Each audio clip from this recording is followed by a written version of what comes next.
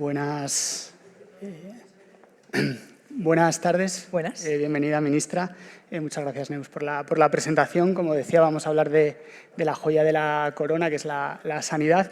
Pero la actualidad manda, ministra, antes de entrar en el tema, me va a permitir preguntarle por la huelga de médicos, ese conflicto. Hoy se reunía el Ministerio con el comité de huelga. Creo que estaban ahora reunidos. ¿Qué podemos esperar de esa reunión? ¿Cómo se puede desatascar este conflicto? Bueno, yo creo que por parte del Ministerio hemos tenido toda la fuerza, toda la voluntad. Nos hemos reunido, esta debe ser la vez número 26, que nos reunimos con el comité de huelga o con miembros del comité de huelga, con los que hemos llegado en muchas ocasiones a acuerdos. Hemos llegado a no solamente el texto del Estatuto Marco, sino un Estatuto Marco que ha llegado al límite de sus posibilidades competenciales y jurídicas. Y bueno, yo espero que una vez que se lleguen a acuerdos, que es lo que hemos estado haciendo durante todo este tiempo, la otra parte cumpla con la desescalada del conflicto, ¿no? Sí. Porque muchas veces en estas mesas hemos llegado a, vale, necesitamos desescalar y evitar la huelga y seguir hablando, y bueno, lo que se ha hablado dentro de las mesas no siempre se ha cumplido fuera. ¿A qué se refiere? Bueno, pues a los acuerdos que hemos llegado, yo creo que los propios sindicatos, incluso el entorno de los sindicatos, ha dicho muchas veces que es un avance, el Estatuto Marco es un avance, es una mejora, es la primera vez en 23 años que se pone encima de la mesa avances y mejoras, y bueno, y la respuesta no puede ser siempre el conflicto, ¿no? La respuesta no puede ser siempre una huelga cuando realmente estás avanzando y cuando los propios sindicatos asumen que son avances, que son mejoras y que el resto de mejoras también competen a las comunidades autónomas y a otros estamentos, ¿no? Sí. El poner la primera piedra después de 23 años creo que es una oportunidad que no podemos perder, y creo que, bueno, pues ambas partes, en toda negociación, ambas partes tienen que ceder, y yo espero y deseo poder evitar las siguientes huelgas y seguir el camino que hemos construido de negociación. El Ministerio va con esa voluntad de ceder en la medida de lo posible. Yo creo que hemos cedido en casi todo lo que tenemos competencias. Vuelvo a insistir, el Estatuto Marco no da más de sí, ¿no? En lo que a las competencias se refiere. Lo que pasa es que es verdad que hay muchos malestares de los profesionales y hay muchas inquietudes de los profesionales que no las resuelve el Estatuto Marco, las resuelven otras legislaciones y las resuelve quien tiene las competencias de gestionar, que son las comunidades autónomas, ¿no? A la hora de hablar de retribuciones, a la hora de hablar de la organización de las plantillas, ¿no? Porque, por ejemplo, uno de los debates que estamos teniendo es las guardias. Nosotros en el Estatuto Marco ponemos los límites, pero el hecho de que un profesional pueda hacer una guardia de 10, 12 o 17 horas depende de la plantilla que tenga, básica y exclusivamente. Si tienes compañeros con los que compartir fines de semana y noches, podrás hacer menos fines de semana y menos noches. Y eso depende exclusivamente de las comunidades autónomas. Dotar de plantillas, dotar de recursos, dotar de inversión y pagar bien a los profesionales. Pues vamos a hablar de liderazgo de España en sanidad. ¿Dónde estamos liderando? ¿Dónde está liderando España en sanidad? ¿Y dónde estamos más rezagados? ¿Qué se puede mejorar? Bueno, yo creo que España es líder en el modelo sanitario que tenemos. Creo que somos envidia con todas las deficiencias que pueda tener y todas las mejoras. La sanidad pública, como la política, como la educación, como decía Freud, es algo que nunca llegas al 100% y siempre tienes algo más, siempre tiene más que hacer que las cosas que has hecho. Pero cuando salimos fuera, nuestro modelo sanitario, esa robustez de un sistema sanitario público en el que los profesionales son servidores públicos, en el que la atención primaria es una parte, un pilar fundamental de nuestro sistema, esa capilaridad, esa descentralización de nuestro sistema y esa capacidad, esa, lo siento, pero no lo tienen muchos países. Eso nos hace que seamos líderes, por ejemplo, en trasplantes, por eso mismo, porque puede haber un donante en Murcia y un receptor en el País Vasco y tenemos integrado todo nuestro sistema sanitario. Somos líderes también en ensayos clínicos, por ese mismo motivo tenemos toda la población, tenemos una sanidad, por suerte, ahora hemos recuperado la última parte que nos quedaba, universal, afecta a toda la población y esta riqueza de nuestra sanidad no la tienen en otros países. Tenemos también muchísima capacidad a la hora de investigar y de tener soberanía en I+D+I en sanidad. Tenemos muchísima capacidad, muchísima capilaridad de tener muchos grupos de investigación, por ejemplo, en terapias avanzadas y en hacer esa investigación translacional a nuestro Sistema Nacional de Salud. No hay silos, ¿no?, entre la investigación y el Sistema Nacional de Salud. No hay silos, no los debería haber, porque tenemos un sistema que es muy transversal. Entonces, en todo eso, todo lo que corresponde a nuestro modelo sanitario es, bueno, pues somos líderes. ¿En qué somos líderes también? Y hay otros países que nos lo dicen, en salud digital, en nuestra capacidad de digitalización. Por ejemplo, hablaba con una ministra de un país y me decía, ¿cómo es posible que vosotros compartáis con esa facilidad los datos? Porque no competimos entre nosotros. No hay un hospital que compite con otro, que compite con otra comunidad. Nosotros somos capaces de compartir la historia clínica electrónica, cosa que en otros modelos sanitarios, en esos modelos, por ejemplo, más tipo el modelo belga, el modelo de Luxemburgo, el modelo europeo, el modelo que tienen, que se llama Bismarck, bueno, pues son de alguna manera pequeños silos de mutualidades o de empresas privadas o de aseguradoras, pero que no trabajan en un ecosistema sanitario. Entonces, en eso somos líderes. ¿Cuáles son los retos que tenemos? Bueno, pues tenemos muchos retos compartidos con muchos países. Uno es los profesionales, claramente. Cuando hablamos con la OMS de Europa, el reto de los profesionales y de la demanda sanitaria después de la pandemia creo que es compartida. Tenemos más profesionales que nunca trabajando en nuestros sistemas y, sin embargo, no damos abasto. Tenemos un reto demográfico encima de la mesa. Tenemos que vehiculizar nuestro sistema sanitario desde la patología aguda a la patología crónica, a la cronificación, la pluripatología y los cuidados en el domicilio, los cuidados, la prevención en los cuidados, y para eso también necesitamos, por ejemplo, mejorar las capacidades de la enfermería, de nuestros profesionales, del talento que tenemos dentro de nuestros profesionales, listas de espera, claramente, y esto también es una preocupación compartida con otros países. Necesitamos darle transparencia y trazabilidad a las listas de espera. Ahora mismo tenemos un mecanismo que no nos permite utilizar las listas de espera como un mecanismo de gestión, nos permite utilizarlo como un mecanismo político. Tengo 25 días, 35, 65, no nos sirve para nada. Yo quiero saber cuánto se tarda en ir a una consulta, a la primera consulta de un psicólogo, un chaval, por ejemplo. Sí. Cuánto se tarda en que un proceso oncológico, que en nuestro país van muy rápidos, tarda en operarse, por ejemplo. Y sin embargo estamos midiendo cuánto tardamos en operar una variz, cuánto tardamos en operar un juanete o cuánto tardamos en operar una vesícula, ¿no? ¿Y cómo se pueden hacer esas transformaciones para poder sacar esa información de las listas de espera que permita atajar el problema? Bueno, estamos trabajando y vamos a sacar y vamos a reformar el Real Decreto de las listas de espera, que es del año 2003, que obviamente el año 2003 no teníamos ni una décima parte de la información que tenemos ahora. Tenemos capacidad para hacerlo y necesitamos la colaboración de las comunidades para dar transparencia al proceso. Y yo quiero saber, o queremos saber desde el Ministerio, ¿cuál es el tiempo que pasa desde que un paciente va a atención primaria con cualquier tipo de patología o dolencia hasta que le ve un especialista, hasta que le hacen una prueba, hasta que le vuelve a ver el especialista y hasta que le operan o no le operan o le dan el tratamiento? Toda esa trazabilidad no la tenemos a día de hoy, no sabemos lo que pasa con nuestros pacientes. Sí que sabemos que hay comunidades que tienen 110 días de espera para operar varices y rodillas, pero necesitamos saber la profundidad. Me habla de ese Real Decreto. En su ministerio están trabajando en muchas medidas, en muchas normativas, están trabajando en la ley del medicamento y están preparando también un Real Decreto de evaluación de tecnologías sanitarias. No sé si nos puede explicar brevemente en qué consisten y qué impacto va a tener esto en los pacientes, ¿no? Un paciente que va al médico, que tiene una enfermedad y que escucha hablar de estas normativas, ¿cómo le va a afectar en su vida? Vale. Para conocer toda la cadena de valor del medicamento hay que saber, bueno, la ley del medicamento básicamente es una ley que no se reforma desde el año 2015, llevamos también, como en otras muchas leyes, 10 años de retraso, y desde que aparece un medicamento hay varias priorizaciones que tenemos que hacer. Una es ver cómo de eficaz es, ¿no? Esa evaluación de la tecnología sanitaria para saber si ese fármaco es eficaz, si es más eficaz que otro que había, si bueno, va a mejorar la supervivencia, la calidad de vida, etcétera, etcétera, ¿no? La parte de la tecnología, el Real Decreto de Tecnologías, lo que viene es a contarnos cómo de eficaz es y cómo de eficiente tiene que ser a la hora de añadir un valor a lo que ya tenemos en el mercado, lo que ya tenemos en nuestro arsenal terapéutico.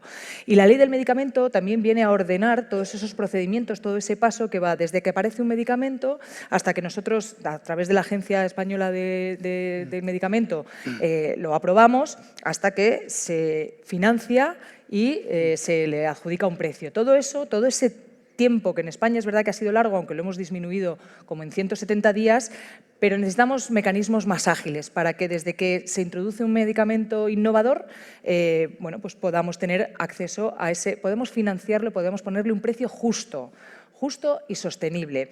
Y aquí en toda esta cadena yo creo que es muy importante hablar de, no solamente de que somos un país que tenemos un acceso casi privilegiado a los fármacos, no solamente cuando se financian, sino también antes de que se financien, cuando ya se está negociando el precio, y también a través de los ensayos clínicos. O sea, que cuando hay noticias que dicen que España llega tarde, no es verdad. Nuestros pacientes tienen acceso al 80%, financiamos el 80% de los fármacos innovadores que aparecen en el mercado, y además tenemos acceso al 70% de todos los fármacos. Le iba a preguntar precisamente por esta cifra del 80% de los medicamentos innovadores. ¿Qué pasa con el otro 20%, ministra? Bueno, que no acaben siendo financiados o que estemos en el proceso de financiación no significa que a los pacientes no se les esté dando, ¿vale?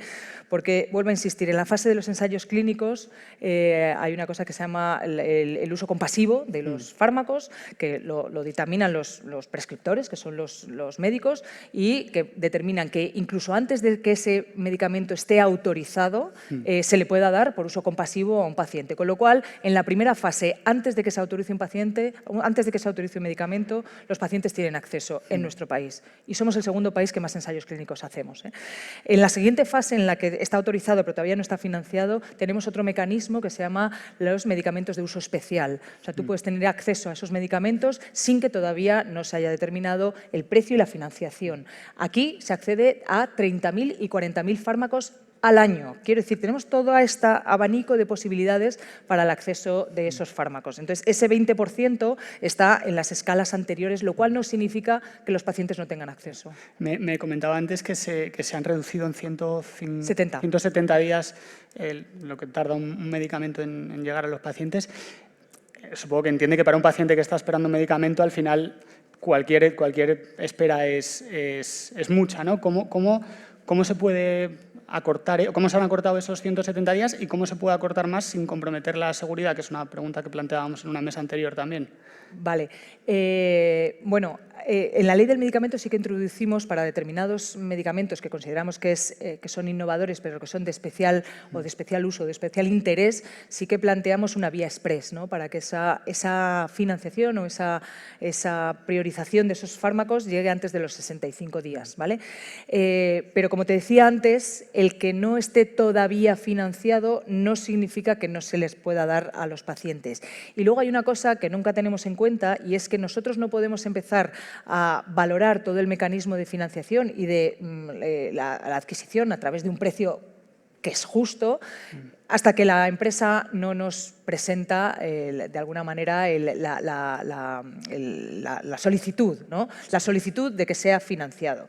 ¿Esto qué conlleva? Que hasta que la empresa no hace su estrategia mercantil en Europa, pues muchas veces primero lo presenta en Alemania y luego decide irlo presentando en diferentes países. Nosotros, hasta que no tenemos una opción válida y una solicitud válida, no podemos empezar a valorar. Y eso ha pasado con muchos de los medicamentos, por ejemplo, con el medicamento que ahora se ha puesto mucho el foco, que es para los niños que tienen la enfermedad de piel de mariposa, ¿no? Hasta antes de ayer no nos presentó la empresa una solicitud que sea válida con la que podamos empezar a trabajar para financiarlo. O sea, ¿cuándo puede estar este medicamento Bueno, pues financiado? antes de ayer nos presentaron esta solicitud, lo cual no significa que antes no se le haya podido dotar a estos pacientes de este medicamento, sabiendo que son las comunidades autónomas las que lo autorizan y son las comunidades autónomas también las que lo pagan. Mencionaba antes, ministra, las terapias avanzadas. Han lanzado el consorcio Certera, que también se mencionó antes. ¿En qué consiste este consorcio y cómo puede impulsar la innovación en España?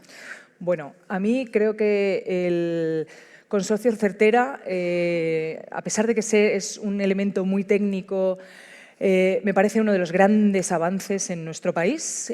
Ahora mismo el arsenal terapéutico que tenemos delante de nosotros es apabullante. El futuro de la medicina va a dar un vuelco, está dando un vuelco con las terapias avanzadas, las terapias génicas, las terapias moleculares. Tenemos un arsenal de posibilidades terapéuticas que no hemos tenido hasta ahora. Y en España salimos con una muy buena posición de partida porque tenemos muchos grupos de investigación, algunos de los cuales ya han desarrollado terapias avanzadas para el linfoma, para el mieloma y bueno, pues se está ampliando los diagnósticos para que esas terapias avanzadas lleguen. Tenemos 43 grupos de investigación que se han financiado a través de este consorcio de Certera y en las próximas semanas vamos a terminar de hacer el convenio entre esas 45 entidades investigadoras que están investigando en terapias avanzadas. Hay algunas que ya tienen no solamente la investigación o los campos de la investigación, sino también el campo de la investigación y del desarrollo, ¿no? Con unas terapias avanzadas que se llaman académicas, que están compitiendo con las terapias avanzadas comerciales y que lo que presuponen es que van a ser terapias más sostenibles y que además nacen de nuestros propios hospitales, de nuestra propia inversión pública. Le voy a preguntar también por la que ha definido como la ley más importante de la legislatura, supongo que ya sabe a cuál me refiero, a la Ley de Gestión Pública del Sistema Nacional de Salud, que acaba de aprobar el Consejo de Ministros, tiene todavía un largo trámite parlamentario por delante. ¿Qué reticencias están encontrando? ¿Qué quieren hacer con esta ley y qué resistencias están encontrando? Bueno, resistencias básicamente de aquellos que no quieren que el sistema público sea blindado de las especulaciones y de los audios que pudimos oír en diciembre que hablaban de que se mercadea con las listas de espera para ver si los pacientes son rentables o no son rentables. Todos aquellos que mercadean con la sanidad, pues entiendo que esta ley pues viene a fastidiarles el negocio, ¿no? Como puede ser el negocio que tiene aquí en la Comunidad de Madrid con Quirón o con Rivera Salud. Más allá de esto, creo que nuestro sistema sanitario precisa de un blindaje justo de este tipo de actitudes parásitas y especuladoras con nuestro sistema sanitario. Cada euro que va destinado a la salud tiene que ir destinado a la salud sí o sí. O sea, necesitamos muchísima inversión, necesitamos muchas áreas de mejora que tienen que ver con mejora de los profesionales, más acceso a terapias innovadoras, más investigación y no puede ser que haya una parte de ese dinero que tendría que ir destinada a eso, que vaya destinada a la caja de resultados de una empresa privada, ¿no? Y que considere que la salud, en este caso la salud de los ciudadanos, sea un bien con el que especular y con el que hacer negocio. Esto no tiene nada que ver con fórmulas de colaboración público-privadas, que son fórmulas colaborativas, que son un win-win, en las cuales, por ejemplo, en Cataluña tienen una fórmula, un sistema sanitario que es, como decía antes, se parece más a un sistema sanitario europeo que es modelo Bismarck, en el que tienen consorcios, tienen convenios, todo con entidades sin ánimo de lucro y todo con entidades públicas, ¿no? Pero sí que es verdad que tiene un entramado que es diferente al del resto del territorio español, pero esta ley no les afecta. Es más, esta ley les blinda de prácticas perversas que nos extraen la financiación de nuestra sanidad y para alimentar, en este caso, como hemos visto en la Comunidad de Madrid, con 5.600 millones las cuentas de Quirón. Con la Comunidad de Madrid, con quien tienen también otro conflicto por el registro de objetores del aborto. No sé en qué situación está esta cuestión y cómo se puede avanzar en políticas que entendemos que deberían de ser de Estado, como las sanitarias, con el actual clima político. Bueno, fíjate que, excepto la Comunidad de Madrid, ¿no?, que se ha declarado en rebeldía contra la ley, en rebeldía contra la democracia, en rebeldía contra el Gobierno de España, en rebeldía contra las mujeres, etcétera, etcétera, creo que tenemos una buena coordinación dentro del Sistema Nacional de la Salud. Creo que la salud es un aglutinador de voluntades políticas y, de hecho, en el Consejo Interterritorial llegamos a acuerdos, hemos llegado a más de 100 acuerdos con el Consejo Interterritorial, con todas las comunidades. Ahora bien, pues la señora Ayuso le ha declarado la guerra a los derechos de las mujeres, suerte con eso, pero nosotros tenemos que impedírselo, ¿no? Porque tanto la Comunidad de Madrid como la Comunidad Valenciana son las que más obstáculos y trabas ponen a las mujeres para cumplir la ley del año 2023, para que ese ejercicio y ese derecho se ejerza en la sanidad pública, ¿no? En Madrid creo que hay el 0,4% y en Andalucía el 0,2% o al revés, con el agravante de que la señora Ayuso no entiende que este registro de objetores, primero, lo tiene que cumplir la ley, porque vivimos en un Estado de Derecho y, por lo que sea, los presidentes también tienen que cumplir la ley, no es un menú en el que tú dices esta ley la cumplo, esta no, esta sí, esta no, y con el agravante de que se confunde en la valoración del registro de objetores. El registro de objetores, según dice el Tribunal Constitucional, es necesario porque la objeción de conciencia es un acto, por supuesto es un acto libre, individual y activo. Eres tú el que tienes que decir, oiga, que yo no voy a cumplir la cartera de servicios de mi hospital, yo no voy a hacer la eutanasia, por ejemplo, yo no voy a hacer las interrupciones voluntarias del embarazo. Lo tienes que hacer tú activamente, te tienes que registrar, porque si no estarías obligado a hacerlo, porque en nuestro Sistema Nacional de Salud está incluida como uno de los servicios preferentes las interrupciones voluntarias del embarazo. Entonces, ¿usted por qué no lo hace? Me tiene que decir por qué no lo hace, ¿no? Entonces, lo que garantiza el registro de objetores es la garantía de que las mujeres podemos abortar en la sanidad pública para organizarse mejor los servicios y la garantía de que los objetores pueden objetar. Para terminar, vamos a volver a salirnos un poquito del tema. Ya estamos fuera de tiempo, pero no quería dejar de preguntarle. Qué pena. No quería dejar de preguntarle porque estos movimientos que estamos viendo en las últimas semanas en torno a en la izquierda, ¿usted es partidaria de agilizar los procesos para que ya en su espectro político haya una candidatura clara o un liderazgo claro? Yo soy partidaria de hacer las cosas bien, ¿vale? Y de los buenos proyectos salen buenos líderes. Es más, espero que del proyecto sólido y fraterno que estamos construyendo entre todas las fuerzas políticas, ¿no? En esa alianza de las fuerzas políticas, que creo que es una novedad y que no le damos la importancia que tiene. Hasta ahora ha habido coaliciones de siglas. Ahora lo que hay es una alianza verdadera fraterna de las fuerzas políticas que nos queremos hacer cargo del espacio progresista, del espacio de izquierdas transformador, con políticas de izquierdas transformadoras, y que ese espacio sea estable en el tiempo, que no sea coyuntural para unas elecciones, sino que sea un espacio estable. Estamos construyendo ese espacio, lo llevamos construyendo desde hace muchos meses, de hecho desde el año 2023 vamos a seguir construyéndolo, y la última pregunta es ¿quién? La primera es ¿para qué? Bueno, pues nos quedamos con esa incógnita de quién. Muchas gracias por acompañarnos, gracias a todos también. Les invito a seguir siguiendo la jornada. Y nada, hasta Pues un placer. la próxima. Muchísimas gracias. Pues muchas gracias a vosotros.